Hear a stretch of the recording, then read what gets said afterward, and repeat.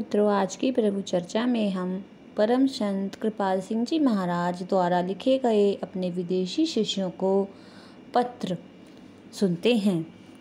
तो महाराज जी लिखते हैं, संत मत एक अंधविश्वास का रास्ता नहीं है, यह तो स्वयं के अनुभव का रास्ता है। जो आत्माएं तैयार हैं वे इस पवित्र रास्ते पर खींच ली जाएंगी। जो पहले से ही इस रास्ते पर चल रहे हैं उनके लिए सत्संग महत्वपूर्ण है और यह सतगुरु की प्यार भरी दया को पाने में और उसका आनंद उठाने में सहायता करता है। प्रभु तक जाने के लिए मुख्य बात है प्रभु की लगातार याद। सब तीर्थ यात्राओं, पूजा स्थलों और भक्तिभाव से किए गए कर्म कांडों का यही एक उद्देश्य है। यह इंसानी शरीर सच्चा हरि मंदिर है। जब शिष्य ना सदाचारी जीवन जीता है तो यह एक उपजाऊ भूमि है जिसमें रूहानियत का बीज तेजी से उगता है। सभी बच्चे सतगुरु को समान रूप से प्यारे हैं और वह चाहता है कि वे सुंदर प्यारे फूल बन जाएं, जिनसे प्रभु के प्रेम की तेज खुशबू चारों ओर फैले। सतगुरु का अपने बच्चों के लिए प्रेम हर वस्तु से ज़्यादा होता है, चाहे वे जवाहरात हों, आभूषण हो या हीरे पन्ने हों।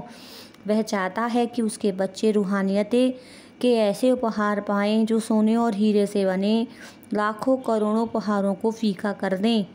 यह उसकी दुर्लभ दिव्य दया है कि आपको सही समझ का महान उपहार मिला है ताकि आप हर चीज़ को सही नज़रिए से देख सकें। आपको सतगुरु और उसके गुरु के अंतर में दर्शन के द्वारा जो दया से भरपूर संरक्षण मिला है वह दिव्य दया की पराकाष्ठा है।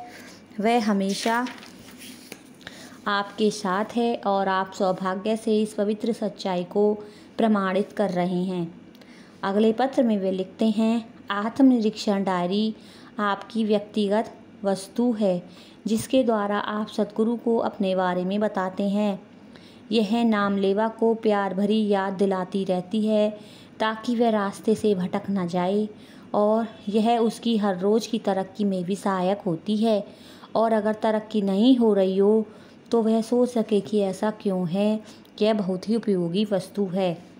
अगले पत्र में वे लिखते हैं कि एक आध्यात्मिक रूप से विकसित व्यक्ति अपने लेन देन में ज़्यादा शांत और सहनशील होगा क्योंकि वह भली भांति जानता है कि यह दुनिया नाशवान है और वह अपने परम पिता के सच्चे घर की यात्रा पर अग्रसर है।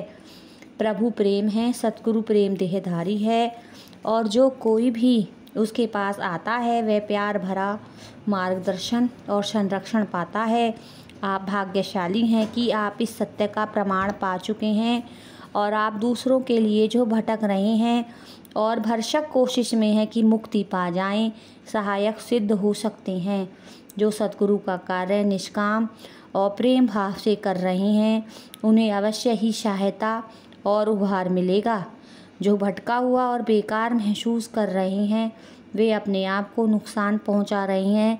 मैं चाहता हूं कि हर कोई दूसरों के विचारों को सुने, समझे और प्रेम से कार्य करे। जय कृपा।